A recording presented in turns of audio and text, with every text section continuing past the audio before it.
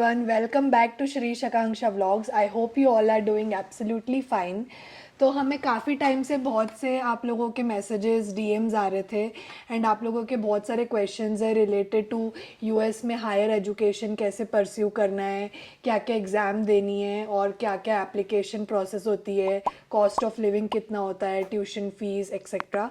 तो हमने सोचा कि अभी क्योंकि फॉल सेमेस्टर नेक्स्ट मंथ से स्टार्ट होने वाला है तो क्यों ना एक सीरीज़ ऑफ वीडियोस बनाए जिसमें हम आपके ये सारे टॉपिक्स कवर करेंगे. तो today we have with us one of our friends and I would let him introduce himself. Hi everybody, welcome back to Sri Shakanksha Vlogs. My name is Gaurav Harshe and हम लोग साथ में थे आकांक्षा श्रीश और मैं at Colorado State University.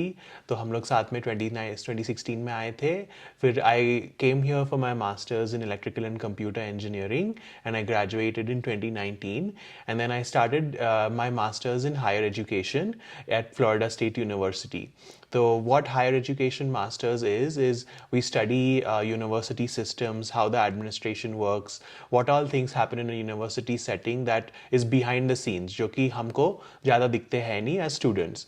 So I studied that at Florida State University and in this next fall I'll be starting the PhD program at University of South Carolina in higher education administration.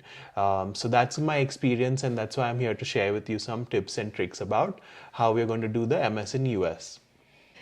So guys, for today's video we are going to cover the topic related to all the exams that you need to take in order to pursue higher education in the US. और हम इस video में undergrad और grade level दोनों cover करने वाले हैं. तो without wasting much time, let's go into the details. We have a set of slides that we have prepared. तो हम स्लाइड्स के थ्रू आपको एक एक एग्ज़ाम के बारे में डिटेल में बताएंगे. वी विल बी कवरिंग क्या क्या एग्ज़ाम पैटर्न्स होते हैं हर एग्ज़ाम के, what are the different cut offs and exam के प्रिपरेशन के लिए क्या क्या रिसोर्सेज होते हैं. तो चलो डिटेल्स देखते हैं. So for the undergrad level we have two exams, one is SAT and one is ACT. Then for the grad level we have two exams which is GRE and GMAT, and then for the English proficiency we have two exams which is TOEFL और IELTS. तो हम लोग ये 6 exam के बारे में detail में next slides में देखेंगे. तो let's start with the undergrad programmes and the first exam is SAT. So SAT आपका क्या होता है? Is the Scholastic Aptitude Test and it was later called as the Scholastic Assessment Test. So right now there's not really an abbreviation for it, but people just colloquially call it SATs. So it really talks about, are you ready for a US undergraduate program degree? And that's what it's trying to test. It's not trying to test your general knowledge or how well you do in your coursework or all of those things, but are you ready to start a US undergraduate program? And it's required by most undergraduate programs, and there's a little bit of a caveat which we'll talk in another video. So it tests your 4 basic things, which is critical reading, writing, mathematics, and there's an optional essay involved. So for the SAT, going into further detail, you have 3 hours and 50 minutes if you take the optional essay as well. So you should check your school information if they require the essay or not. But most Indian students would rather take the essay as it helps them with their college applications. So the first one is the critical reading test, which is 65 minutes, 52 MCQs on 4 passages and 1 passage pair. And then the writing and language test, which is 35 minutes, 44 MCQs based on 4 passages. Then you have the math test, which has 2 sections in it. The first section is 25 minutes with 20 questions without a calculator. And the second section in the math test is 55 minutes with 38 questions and with a calculator. The last section is the essay, which again, like I said, is optional, but it's 50 minutes to read a passage and write one essay on how the passage author supports their argument. And like I said, again, you should check with your school if they require that essay, but most students would like to give that essay anyways. So before we continue to the next part of the video, please don't forget to hit the subscribe button and bell icon. Now let us look into the each and every section that we have in the exam. We'll start with the critical reading first. Sounds good. So the critical reading section has to do with obviously to read and comprehend in a critically and a short period of time. So what you're trying to do is finding evidence, interpreting data, and summarizing the information. And then topics can range from US world literature to history, social sciences to sciences. And then there's also charts and graphs in the science section that you're able to interpret. And some of the key takeaway points are what are the author's points of view, the main idea behind the passage, any arguments that the author is trying to make, and then any evidence that you can see that backs it up. Look into the writing, math, and essay section now. Sounds great. So in the writing section, you have grammar and writing logic. You also need to do correct grammar usage in a sentence or in a phrase embedded in a passage. And another thing is good understanding of writing style. So you're not really looking into what the content matter is, but how really your style and flow and clarity and organization of thought is. And then punctuation and basic grammatical error knowledge should be very important as well. Is the mathematics section. Here you have algebra, geometry, other problem solving and data analysis skills. It's applicable to the real world situations, and it's more emphasis on math concepts than on equations and other theoretical knowledge. So calculator versus not a calculator, so don't fret too much about that, because the section which doesn't have a calculator, the questions are meant to be easier dealt without a calculator in the first place. So next, let's go into the essay section, which is again, like I said, optional. It's more expository. That means reading, analyzing, and then writing your thoughts back. So it's evidence such as facts or examples to support your claims, reasoning to develop ideas and to connect claims with evidences. And it's more about stylistic or persuasive elements that you're trying to use, such as word choice or appeals to what kind of emotions, and adding power to the ideas that are being expressed. So on the screen now you can see some of the more detailed logistics related to the SAT exams, like the exam centers, the cost of the exams, the negative marking, etc. Also you can see some of the sources that you can use in order to prepare for the exams.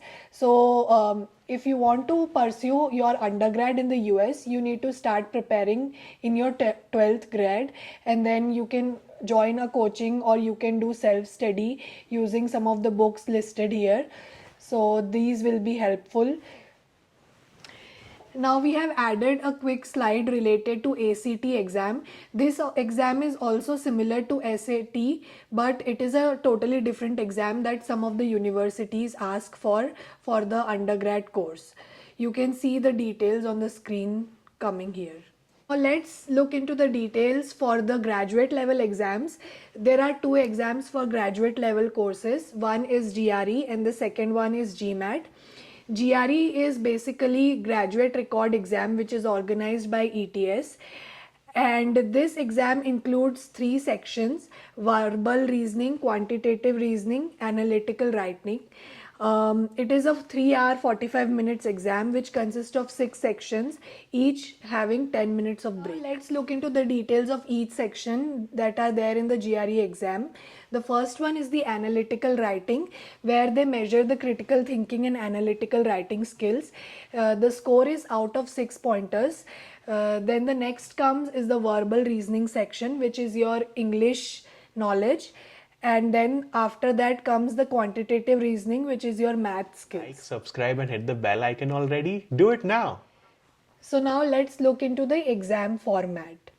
So the format, like Akanksha was saying, has analytical writing, verbal reasoning, quantitative reasoning, an unscored section, and probably a research section. So something that I want to mention here, the unscored and the research section, you won't really know when it will occur in your exam, but you have to give all the sections with due diligence, obviously, because you don't know which ones will be scored and which ones will not be scored. The research section is not really meant for you as a test taker, but for ETS when they're generating the GRE exam and for other research purposes on the back end.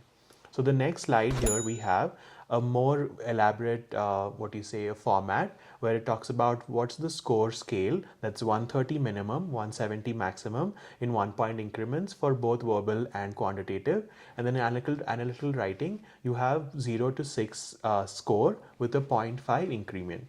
So you can get a least score of 260 and then a maximum score of 340. And then in the analytical writing, you'll get 0 to 6. So this slide, what we are trying to show you here is the mean scores from July to June 2018 to 2021, and it talks about each major field or each broad field like business, education, engineering, and it talks about what kind of scores are the mean scores. So you can see here in engineering on the third row you have 151 for your verbal reasoning, 160 for your quantitative reasoning, and about a 3.5 for your analytical writing. So this gives you a better understanding of where you should be with depending on the mean score.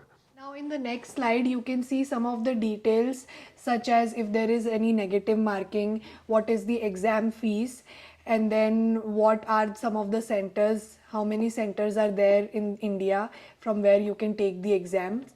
You can pause the video and see the details. So in these logistic slides, you can see a term called ASR, which is Additional Score Report. So this is basically a charge that you pay in order to send your GRE score to the respective university. When you take the GRE exam, they give you option to send your scores to 4 universities for free, but after 4 universities, when you want to send the score to the additional ones, then you have to pay this amount for each score sending. So the next exam is GMAT, which is basically for management courses. So if you want to pursue higher education such as MBA or any management related stream, then many universities ask for GMAT exam. In this slide, you can see the details of the exam and the exam pattern. We'll go into English language proficiency tests. The first one on our list is the TOEFL, which is the test of English as a foreign language. It is basically for 3 hours. There's no negative marking, so you can guess away. And there's testing at home and all of those other logistics that are there. You'll get your result within 6 to 16 days. And again, you can send it to 4 schools for free. The validity for this score is for 2 years. And after that, you'll have to take the TOEFL once again. Another good resource here is the Word Power Made Easy by Norman Lewis. It talks about how etymologically each word is created, so you can stitch together words based on their etymological roots. So TOEFL and IELTS are basically exams for your English proficiency, and in these exams they test how are you able to read, write, speak and listen to English language. Since we as Indians, we have English as a secondary language, that is why they ask us to take this test. And in these slides you can see the details of each section, what is the exam pattern of each section, and then what is the score. You can pause the video and see the details. Now you saw all of these slides for the IELTS logistics, all of the details. And another good logistic is that the band for IELTS is 0 to 9, and anything above a 7 is a good score, but a lot of universities require a minimum of 6. And here again, like I said, 3 to 5 days you'll get your scores back. Additional score reports are $20, and then the validity is again 2 years here. A lot of the ETS, Barron's and YouTube videos are very helpful for IELTS as well. So these were the slides that you have seen related to the exams. If you have any specific questions related to any of these, then please write down in the comment section. We are planning to make a Q&A video at the end of this series, where we will talk about each and every question that you are asking and then give the details accordingly.